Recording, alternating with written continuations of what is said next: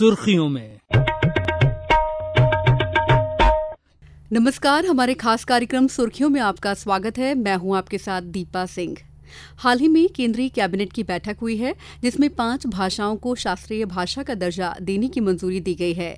इनमें मराठी, पाली, प्राकृत, असमिया और बंगाली भाषाएं हैं। इसके साथ ही अब 11 शास्त्रीय भाषाएं हो जाएंगी। जानकारी के लिए आपको बता दें कि इससे पहले तमिल, तेलुगु, संस्कृत, कन्नड़, मलयालम और उड़िया को शास्त्रीय भाषा के रूप में मान्यता दी जा चुकी है। शास्त्रीय भाषाएं भारत की गहन और प्राचीन सांस्कृतिक विरासत की संरक्षक के रूप में काम करती हैं, जो प्रत्येक समुदाय की ऐतिहासिक और सांस्कृतिक उपलब्धियों का सार प्रस्तुत करती हैं। प्राकृत समेत 5 भाषाओं को शास्त्रीय भाषाओं का दर्जा देने पर आइए अब सुनते हैं केंद्रीय मंत्री अश्विनी वैष्णव की प्रतिक्रिया। अपनी भाषा में हम गर्व करें और अपनी भाषा में एजुकेशन हो, अपनी भाषा में बातचीत में डेली में लाएं। हर तरीके से अपनी भाषाओं को, चाहे वो तमिल हो, चाहे तेलुगु हो, चाहे मलयालम, चाहे भोजपुरी, चाहे मैथिली, चाहे उड़िया, असमीज, गुजराती, मराठी, पंजाबी, कोई भी भाषा हो, अपनी भाषा में हम गर्व करें and be very aware of what our rich heritage was, what our culture was, and how do we bring that same जो हमारे कल्चर की समृद्धि, उस कल्चर की समृद्धि को आज कैसे लाए। इस पे आज बहुत बड़ा फैसला लिया गया है। 5 लैंग्वेजेस को क्लासिकल लैंग्वेजेस के लिए अप्रूव किया गया है। 5 लैंग्वेजेस मराठी, पाली, प्राकृत, असमीज और बंगाली, इन 5 लैंग्वेजेस को क्लासिकल लैंग्वेजेस का दर्जा दिया गया। संस्कृत और प्राकृत भाषा के विद्वान प्रोफेसर धर्मचंद्र जैन ने प्राकृत सहित 5 भाषाओं को शास्त्रीय भाषा का दर्जा देने के केंद्रीय मंत्रिमंडल के निर्णय का स्वागत किया है। आइए सुनते हैं उनके विचार। मुझे इस बात का बड़ा हर्ष है कि केंद्र सरकार के मंत्रिमंडल ने 3 अक्टूबर को एक बहुत ही महत्वपूर्ण निर्णय किया, जिसमें 5 भाषाओं को शास्त्रीय भाषा का दर्जा दिया गया है। इनमें एक प्राकृत भाषा भी है। प्राकृत भाषा भारत की प्राचीन भाषा है, जिसमें विपुल साहित्य की रचना हुई है। यद्यपि लोग ये समझते हैं कि प्राकृत भाषा जैन तीर्थंकरों की भाषा रही है, किंतु इतना ही नहीं है। तीर्थंकरों ने तो इसमें अपनी देशना फरमाई है, किंतु यह जन जन की भाषा रही है, लोक भाषा रही है, आम जन की भाषा रही है। इस प्राकृत भाषा में जैन आगम भी लिखे गए हैं, तो इसी में निरुक्ति, भाष्य और चूर्णी साहित्य भी रचित है। आचार्यों ने अनेक विध ग्रंथों की रचना प्राकृत भाषा में की है। ज्योतिष, वास्तुशास्त्र, अन्य विज्ञान के विषयों को लेकर के भी और दार्शनिक प्रकरणों को लेकर के भी प्राकृत भाषा में लेखन किया गया है। यही नहीं, लोक जीवन के अनेक प्रसंग हमें प्राकृत साहित्य में प्राप्त होते हैं, जिनमें महाकाव्यों की रचना अनेक कवियों ने की है, चरित्र काव्यों की रचना की है, कथा साहित्य रचा गया है, जिनमें जनजीवन किस प्रकार से हल जोतता है, खेतों की किस प्रकार से वह सेवा करता है, ये सब वर्णन हमको प्राकृत भाषा के साहित्य में प्राप्त होता है। संस्कृत के जितने नाटक हैं, उन सब में प्राकृत भाषा का प्रयोग हुआ है। जन भाषा, चाहे रानियां हों या अन्य सामान्य जन हो, वो प्राकृत भाषा का प्रयोग करते हैं। कोई भी नाटक बिना प्राकृत के पूर्ण नहीं होता। संस्कृत के साहित्य शास्त्रियों ने जो उदाहरण दिए हैं अच्छे काव्य के, उत्कृष्ट काव्य के, उनमें प्राकृत के ही गाथाओं को लिया है। इनमें हाल जो एक राजा हुए, वो महाकवि भी थे, उनका एक प्रसिद्ध ग्रंथ है गाहा सप्तसई, जिसके आधार पर ये बिहारी सतसई और इस तरह के सतसई ग्रंथ बने हैं। गाहा सतसई एक उत्कृष्ट काव्य है प्राकृत का, जिसकी प्रत्येक गाथा अपने आप में एक विशिष्ट गाथा है, जो मुक्तक काव्य का रूप ग्रहण किए हुए है और सरस काव्य है। प्राकृत भाषा में जो भी लेखन हुआ है वो बड़ा सरल है और समझने योग्य है। भारत की जो संस्कृति है वो इसमें चित्रित है। भारतीय संस्कृति, इतिहास और यहाँ के ज्ञान विज्ञान की परंपरा को जानने के लिए प्राकृत साहित्य का अध्ययन अत्यंत अनिवार्य है। आज भारत सरकार भारतीय ज्ञान परंपरा को प्रोत्साहित कर रही है, उस दिशा में भी प्राकृत का साहित्य अत्यंत महत्वपूर्ण है। इसमें विशाल साहित्य तो है, लेकिन पांडुलिपियां भी विद्यमान है जिनका कोई अनुवाद नहीं हुआ, संपादन नहीं हुआ। उस दिशा में भी प्राकृत के अध्येताओं को प्रोत्साहन प्राप्त होगा इस घोषणा से। वहीं गुजरात विद्यापीठ के भारतीय भाषा संस्कृत संस्थान के नियामक डॉक्टर दिव्येश भट्ट ने पाली और प्राकृत समेत 5 भाषाओं को शास्त्रीय भाषाओं का दर्जा देने के केंद्र सरकार के निर्णय का स्वागत किया है। नमस्कार, मैं डॉक्टर दिव्येश भट्ट, मैं यहाँ गुजरात विद्यापीठ के भारतीय भाषा संस्कृति संस्थान नियामक के रूप में यहाँ कार्यरत हूँ। भारत सरकार द्वारा मराठी, पाली, प्राकृत, असमीज और बंगाली ये भाषाओं को क्लासिकल लैंग्वेज का दर्जा दिया गया है। इसके पर मैं आज प्रतिक्रिया दे रहा हूँ। इस बात को आनंद के साथ व्यक्त करता हूँ कि बहुत अच्छा कदम है, क्योंकि जब किसी भाषा को क्लासिकल लैंग्वेज का दर्जा दिया जाता है तो वो लैंग्वेज के प्रति गवर्नमेंट ने अपनी स्वीकृति व्यक्त की है कि भारत की जो विविध ज्ञान परंपराएं है उसमें ये सभी लैंग्वेज का, ये भाषाओं का एक प्रदान है, वो प्रदान को स्वीकृति दी गई है। और ऐसा करके गवर्नमेंट ये प्रस्थापित करना चाहती है कि भारत की जो ज्ञान परंपरा है उसमें इस लैंग्वेज महत्व है और वो सब महत्व रखते हैं। आज के इस विषय पर बात करने के लिए हमारे साथ मौजूद हैं सांची बौद्ध भारतीय ज्ञान अध्ययन विश्वविद्यालय के कुलगुरु प्रोफेसर वैद्यनाथ लाभ। आपका बहुत स्वागत है सर कार्यक्रम में। नमस्कार। तो आइए कार्यक्रम को विस्तार देते हैं, चर्चा शुरू करते हैं। सर, सबसे पहले मैं आपसे जानना चाहूंगी कि श्रोताओं की जानकारी के लिए खास करिए कि शास्त्रीय भाषाएं क्या होती हैं। कि शास्त्रीय शब्द शास्त्र से निकला हुआ है जी। तो हमारी प्राचीन काल में, चाहे वो वैदिक परंपरा हो या श्रवण परंपरा हो जिसमें बौद्ध और जैन आते हैं, जी जी, उनके अपने अपने साहित्य, उसमें बौद्धों के साहित्य पाली में लिखे गए थे और जैनों के प्राकृत में लिखे गए थे, वैदिक परंपरा में संस्कृत में मिलते हैं। तो ये हमारे शास्त्र की भाषाएं हैं जिन्होंने हमारी संस्कृति को की धारा को आगे बढ़ाया। और कालक्रम में ये भाषाएं एक प्रकार से शास्त्रों में सिमट कर रह गईं और आजकल बोलचाल में हम लोग इनका बहुत ही कम प्रयोग करते हैं, इसलिए इसको शास्त्रीय भाषा कहा गया। और शास्त्रीय का एक दूसरा पक्ष है शास्त्रीय भाषा कहलाने का कि ये हमारी प्रामाणिक भाषाएं हैं, ये हमारी मूल भाषाएं हैं जिनके आधार पर ही हमारी संस्कृति की धारा आगे बढ़ी है, इसलिए इस रूप में इसको समझना अपेक्षित है। बिल्कुल, आपने बहुत ही सरल शब्दों में हमारे श्रोताओं को समझा दिया कि आखिर क्लासिकल लैंग्वेज जिनको बोलते हैं शास्त्रीय भाषा, वो क्या है। सर, किसी भी भाषा को शास्त्रीय भाषा किस आधार पर तय किया जाता है, उसके क्या मानक होते हैं?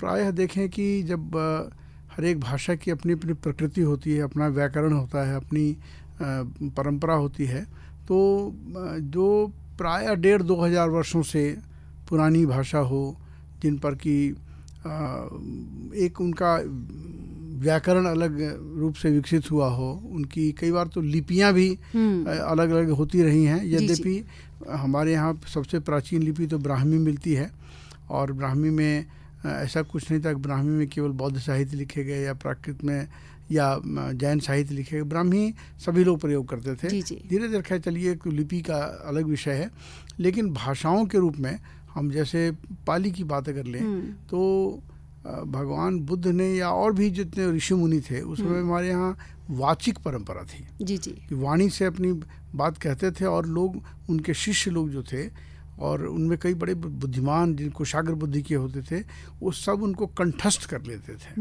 पाली के रूप में भी के संदर्भ में भी देखें तो भगवान बुद्ध के 35 वर्ष में ज्ञान मिला था और 45 वर्ष और अधिक वो जिए। तो उस 45 वर्षों में वो यहाँ तहाँ घूमते रहे और अपने उपदेश देते रहे और उनके जो शिष्य होते थे वो सायंकाल बैठ करके अपने जो संघ में, अपने आश्रमों में बैठ करके उन सबको गहन चर्चा करके एक एक शब्द की चर्चा करके और उस पर उसको कंठस्थ करते थे। और यह वाचिक परंपरा हमारी न केवल दशकों बल्कि और न केवल सैकड़ों बल्कि हजारों वर्ष तक चलती रही। तो इस रूप में हमें वह जो ज्ञान मिला है बिल्कुल वो एक बहुत ही हमारी अमूल्य थाती है। बिल्कुल सही कहा सर आपने। सर, मान लीजिए जिन भाषाओं को शास्त्रीय भाषा का दर्जा मिल गया है, उनके संरक्षण के लिए किस तरह की संभावनाएं हैं? धीरे धीरे ये जो वाचिक परंपरा थी बाद में चलकर उनको लिखा भी गया, लेकिन चूंकि आजकल हम लोग इनका प्रयोग दैनिक जीवन में नहीं करते हैं, इसलिए उसका विस्मृति के गर्भ में न चला जाए। जी जी। और दूसरा कि अब जैसे पाली बौद्ध, मैं तो बौद्ध विद्या का विद्यार्थी हूँ, पाली का विद्यार्थी हूँ, जी जी। इसलिए मैं देखता हूँ कि बहुत सारे लोग बिना किसी प्रामाणिक सूचना के, बिना किसी प्रामाणिक ग्रंथ के सहारा लिए और अपने मन से कई चीज़ों का वो व्याख्या देना शुरू हो जाते हैं। तो अगर हम इन भाषाओं को मूल रूप से जानें, तो पाली को विशेष मूल रूप से जानेंगे, उनके साहित्य को पढ़ेंगे, तो हमें यह पता चल जाएगा कि जो व्यक्ति, किसी व्यक्ति ने कुछ लिखा है उसमें वो कितना प्रामाणिक है और कितनी विसंगति है। इसलिए इन भाषाओं को समझना, जानना बहुत ही आवश्यक है, ताकि हम अपने संस्कृति को, अपने इतिहास को, अपनी प्राचीन काल की सामाजिक सांस्कृतिक परंपराओं को प्रामाणिक रूप से समझ सकें, जान सकें। बिल्कुल सर, अगर आपने बात की संस्कृति की, तो मैं बात करना चाहूँगी पाली और प्राकृत। बोलते हैं हमारी संस्कृति के अभिन्न अंग हैं, ये आध्यात्मिकता, ज्ञान और दर्शन की भाषाएं हैं। आप क्या कहेंगे, आपकी क्या प्रतिक्रिया है? नहीं, इसमें आपने बिल्कुल 100% सही कहा, क्योंकि हमारे यहाँ जब दर्शन की परंपरा हम लोग कहते हैं ना, तो एक वैदिक परंपरा या आस्तिक परंपरा कहते हैं और एक नास्तिक परंपरा कहते हैं। हालांकि मैं उसके विवाद में और नहीं जाना चाहता हूँ, लेकिन मूल रूप से जो आर्ष हमारी परंपरा है, वैदिक परंपरा है, उसमें जैन और बौद्ध को नास्तिक और चारवाक को नास्तिक परंपरा मोटे तौर पर रख दिया जाता है। एक अलग विषय है कि उसको हम कितना माने या नहीं माने। तो इनमें जो भारत की जो जीवन शैली थी, जो चाहे वो पंजाब के में रहने वाले लोग हों, उत्तर प्रदेश में रहने वाले लोग हों, बिहार में रहने वाले लोग हों, आसाम और बंगाल में रहने वाले लोग हों, या दक्षिण भारत में रहने वाले लोग हों, सब की परंपराएं, चूँकि एक हम लोग अपने भारतवर्ष को एक उप महाद्वीप कहते हैं। बिल्कुल। तो एक जो लद्दाख में आपको जो परंपरा मिलेगी, जीवन शैली मिलेगी, वह कन्याकुमारी में नहीं मिलेगी जी। लेकिन हाँ, कहीं न कहीं एक सूत्र है, हमारा भारतीयता का सूत्र है। तो वह भारतीयता का सूत्र तो है, लेकिन उसमें बहुत सी उपधाराएं भी हैं। हाँ। तो उनको समझने के लिए हमें उनके मूल में जाना पड़ेगा, और उनके मूल मिलते हैं इन भाषाओं में। जी जी। तो इस प्रकार, इसलिए उनको पूरा समग्रता में समझने से ही भारतीय संस्कृति को हम समझ पाएंगे। और ये जो पाली और प्राकृत की परंपराएं हैं, वो दार्शनिक रूप से छोड़ दीजिए कि वो नास्तिक हैं कि आस्तिक हैं, लेकिन इनके जो मानने वाले लोग थे, इनके जो उस मार्ग पर चलने वाले लोग थे, उनकी जीवन शैली कैसी थी, जी। उनमें परंपराएं कैसी थी, सामाजिक परंपराएं कैसी, वैवाहिक परंपराएं कैसी थी, सांस्कृतिक परंपराएं कैसी थी, पर्व त्योहार कैसे मनाते थे, क्या क्या भिन्नताएं थी, इनको समग्र रूप से जानने के लिए इन शास्त्रीय भाषाओं का ज्ञान और अध्ययन बहुत आवश्यक है। बिल्कुल, चूँकि आपने बताया कि आपने पाली भाषा का अध्ययन किया है, तो मैं चाहूँगी कि आप हमारे श्रोताओं को इनके बारे में थोड़ा विस्तार से बताइए। जैसे आपने बताया कि उनकी क्या भाषाएं थी, उनके फॉलोअर्स, इस बारे में। जब पूरी हम भारतीय आर्य भाषा की बात करते हैं, या भारतीय भाषाओं की बात कर लें, भारतीय आर्य भाषा तो क्यों कहें, भारतीय भाषाओं की बात करें, तो उनको मुख्य रूप से 3 कालों में बांटते हैं। प्राचीन काल, जिसमें कि वैदिक संस्कृत और लौकिक संस्कृत मुख्य रूप से इनका प्राबल्य है। मध्यकाल में पाली, प्राकृत, शौरसेनी, पैशाची, महाराष्ट्री इत्यादि बहुत सारी भाषाएं हैं जो अलग अलग क्षेत्रों में विकसित हुई। उनमें पाली, मुझे ऐसा लगता है कि भगवान बुद्ध ने उसको अपनाया। जी जी। तो भगवान बुद्ध का समय है 624 ईस्वी पूर्व से लेकर और 544 ईस्वी पूर्व तक, 80 वर्ष की उनकी आयु थी और जीवन था। तो उसमें उन्होंने अगर पाली को अपनाया, जी जी, तो इसका अर्थ ये हुआ कि पाली उस समय में एक विकसित और समाज में स्वीकृत और बोलचाल की भाषा के रूप में स्थापित थी। बिल्कुल। तो मैं इसको एक कोई ऐसा प्रामाणिक रूप से तो नहीं कहा जा सकता है कि वो किस साल शुरू हुई, लेकिन मैं मानता हूँ कि किसी भाषा को स्वीकृत होने में, सामाजिक रूप से स्वीकृत होने में 50-100 वर्ष लगते होंगे। तो मैं इसको 7वीं शताब्दी या 700 ईस्वी पूर्व से मोटे तौर पर मानता हूँ कि वो समाज में प्रचलित थी, विशेष करके बिहार और उत्तर प्रदेश और उसके सटे हुए मध्य प्रदेश के क्षेत्रों में। जी जी। और भगवान बुद्ध का यही क्षेत्र था मुख्य रूप से। बिहार में उनको बोधगया में ज्ञान मिला। जी जी। पहला ज्ञान और ज्ञान का उन्होंने लोगों के साथ वितरण किया सारनाथ में। जी जी। और कई क्षेत्रों में घूमते रहे, क्योंकि ऋषि थे, मुनि थे। और अंत में कुशीनगर में उनका 80 वर्ष की आयु में महापरिनिर्वाण हुआ। तो उस एरिया में जो लोग थे मुख्य रूप से, और उनका प्रमाण मिलता है कि वो कुरुक्षेत्र तक संभवतः उत्तर भारत में गए थे स्वयं। तो ये जो मुख्य रूप से वो जो क्षेत्र था उसमें उनकी बोली प्रचलित थी। उनके बोली को जब संकलित किया गया, क्योंकि वो तो एक साधु थे और कोई उस समय लिखने वाली परंपरा हमारे यहाँ नहीं थी, तो जो मौखिक परंपरा थी, तो उनके, जैसा मैंने पूर्व में भी बताया कि उनके शिष्य लोग जब भी वो दिन में उपदेश जो भी करते थे उसको एक अक्षरशः आपस में बात करके और कंठस्थ कर लेते थे। और यह परंपरा चलती रही। जब भगवान बुद्ध से उनके परिनिर्वाण के समय में आनंद, उनके जो परम प्रिय शिष्य थे, उन्होंने पूछा कि भगवान आपके बाद हमारा उत्तराधिकारी कौन होगा? तो उन्होंने कहा कि मैंने जो धर्म और विनय के उपदेश दिए हैं यही मेरे उत्तराधिकारी हैं। मैं किसी व्यक्ति को अपना उत्तराधिकारी नियुक्त नहीं कर रहा हूँ।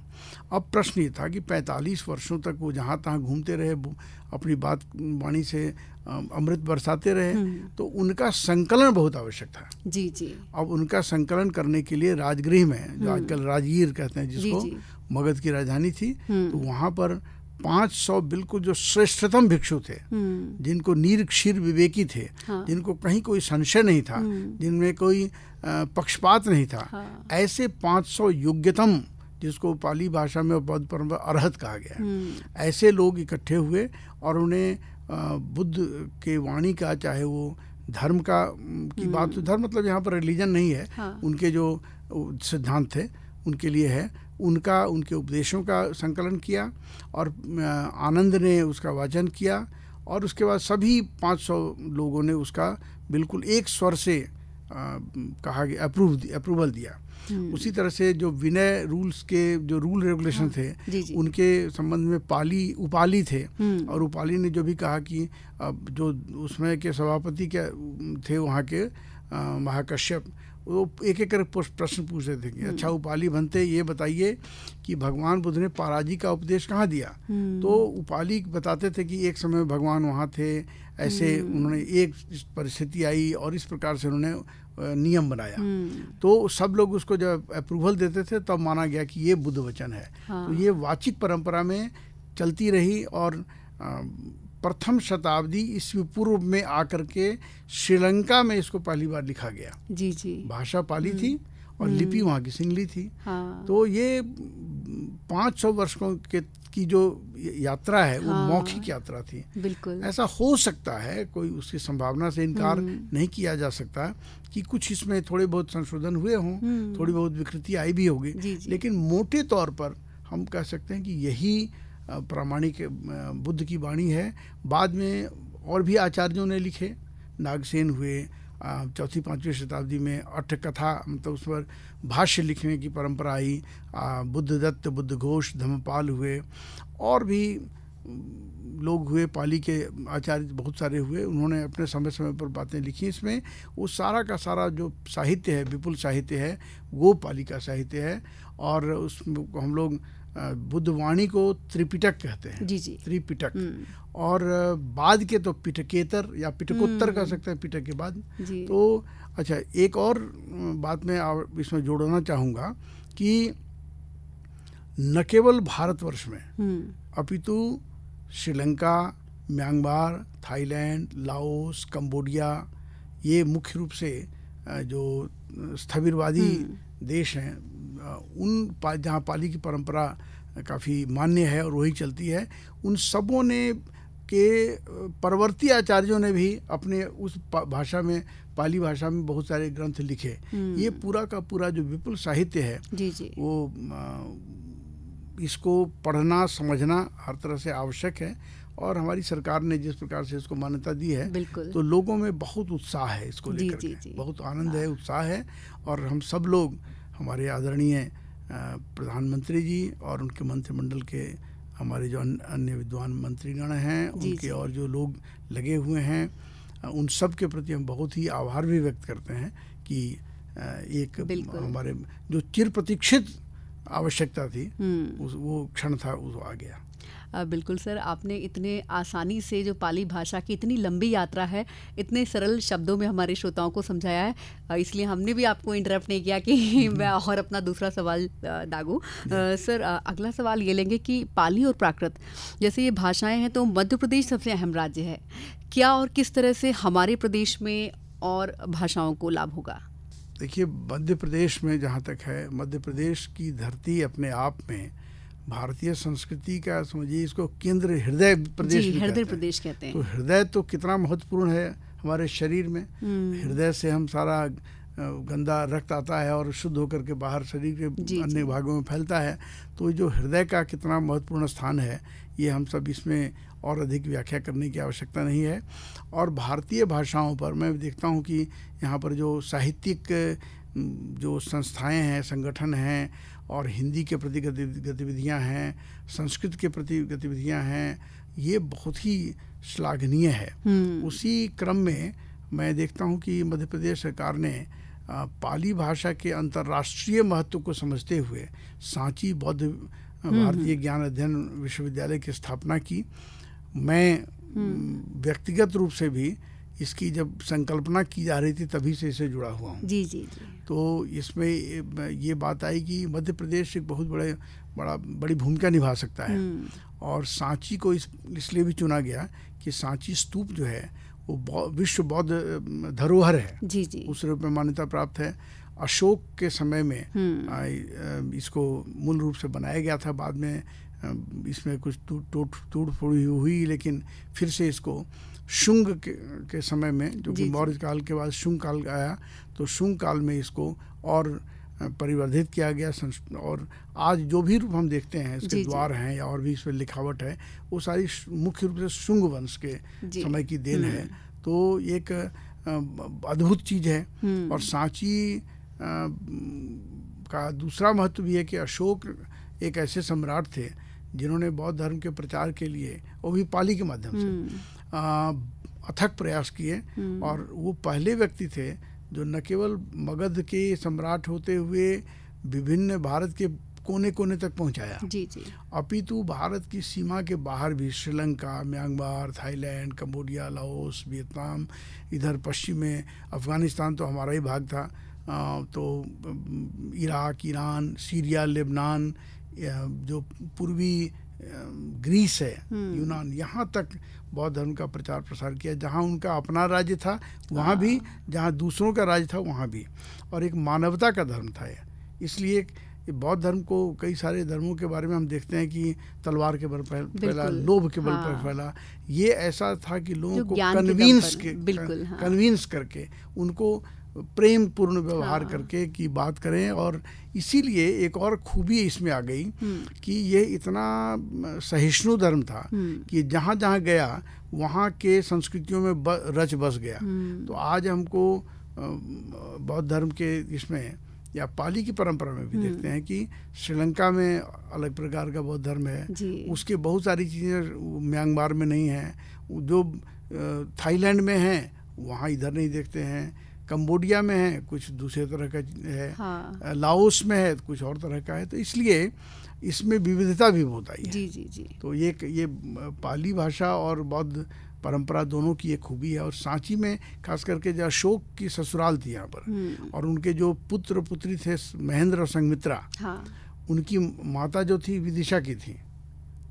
तो और जब दोनों भाई बहन भिक्षु बन गए, तो भगवान अशोक ने जब बौद्ध धर्म का प्रचार करने के लिए श्रीलंका टीम भेजी भिक्षुओं की, तो उसके महेंद्र उसके लीडर थे जी। और बाद में लोगों ने वहाँ पर इतना उसको स्वीकार किया कि वहाँ से कहा कि हमको हमारी महिलाएं जो हैं राजमहल की, वो चाहती हैं कि कोई महिला भिक्षुणी आए तो अशोक से जी। एक प्रार्थना की गई, अनुरोध किया गया। वहाँ के राजा थे देवानाम प्रियतिष्य, तो उन्होंने कहा कि किसी भिक्षुणी को भेजिए। जी। तो संघमित्रा गई और एक और अनुरोध किया कि बोध गया में जहाँ भगवान बुद्ध को ज्ञान मिला था, जिस पीपल वृक्ष के नीचे, जी। उसकी भी एक शाखा भेजिए। तो वो शाखा गई वहाँ पर, संघमित्रा ले गई। और उस समय की तत्कालीन राजधानी थी अनुराधपुर जी। तो अनुराधपुर में उसको वृक्ष को लगाया गया। और 2012 में जब सांची में प्रथम धर्म धम्म अंतर्राष्ट्रीय सम्मेलन हुआ, तो उस समय के तत्कालीन राष्ट्रपति जो थे श्रीलंका के राजपक्षे जी, मैं उसमें खुद भी उसमें एक को कन्वीनर था उस कॉन्फ्रेंस का। तो वो उस वृक्ष की शाखा लाए थे और बड़ा ऐतिहासिक क्षण था। उन्होंने कहा कि मैं भारत का जो इधर विदिशा का जो के लोग जो थे, जी जी, भाई बहन, जी। वो ले गए थे, मैं उस गिफ्ट को लौटाने के लिए आया हूँ। तो एक बहुत ही बड़ा ऐतिहासिक क्षण था वो, और इसलिए सांची को वो चुना गया। और इस प्रकार से धर्म उसके विश्वविद्यालय की स्थापना हुई, जिसमें कि हम लोग पाली परंपरा और साहित्य पर भी अब हमें बहुत और बल मिलेगा और प्रोत्साहन मिलेगा कि हम उसको और आगे बढ़ाएं। तो मध्य प्रदेश के लिए भी बहुत गौरव की बात है कि भारत सरकार ने इसको मान्यता दी है। बिल्कुल सर, घड़ी इशारा कर रही है। बस मैं आपसे जानना चाहूँगी कि आपका विश्वविद्यालय इस दिशा में क्या पहल कर रहा है? तत्काल हम लोग तो पाली और बौद्ध दर्शन, बौद्ध साहित्य वगैरह पढ़ा ही रहे हैं। जी जी। इसमें और हम कोई जो लघु अवधि के कोर्सेज होंगे, जी जी, वो भी कर रहे हैं हम लोग। पाली में सर्टिफिकेट कोर्स है, डिप्लोमा कोर्स है हम लोग, और इसको आगे योजना है कि हम इसको कैप्सूल कोर्स टाइप का जो 3-3 महीने के लिए कुछ करें। पाली कैसे बोली जा सके, एक जो विस्मृत भाषा है उसको हम सहज रूप में कैसे लोगों को बुलवा सकें। बिल्कुल बिल्कुल। तो अगर वैसा हो जाएगा तो एक पुनर्जीवित हो जाएगी भाषा। बिल्कुल सही कहा सर। मान लीजिए जो विद्यार्थी हैं जुड़ना चाहते हैं तो वो कैसे जुड़ सकते हैं? इसको हम लोग अभी योजना बना रहे हैं कि हम इसको ऑनलाइन कोर्स भी शुरू कर दें। जो लोग आ सकते हों, कोई आवश्यक नहीं कि उनको डिग्री ही मिले, लेकिन एक प्रोफिशिएंसी कोर्स टाइप का हम दे सकते हैं। भाषा तो कोई भी सीखी जा सकती है। और हम लोग ऑफलाइन ऑनलाइन थोड़ी अभी हम लोग निर्माण की प्रक्रिया में है, थोड़ा ये ठीक हमारी संरचना थोड़ी विकसित हो जाए तो हम इसको भी आरंभ करने की हमने बनाई हुई योजना। बिल्कुल सर, बहुत बहुत शुक्रिया आपका कार्यक्रम में शामिल होने के लिए। आपने बहुत ही सरल शब्दों में बहुत ही आसानी से हमारे श्रोताओं को समझाने की कोशिश की कि शास्त्रीय भाषाएं क्या हैं। पाली भाषा के बारे में बहुत ही विस्तार से हमने चर्चा की। बहुत बहुत शुक्रिया आपका कार्यक्रम में शामिल होने के लिए। बहुत बहुत धन्यवाद आपका भी। और इसी के साथ हमारे कार्यक्रम में फिलहाल इतना ही। अगले सप्ताह फिर होगी आपसे मुलाकात। नमस्कार।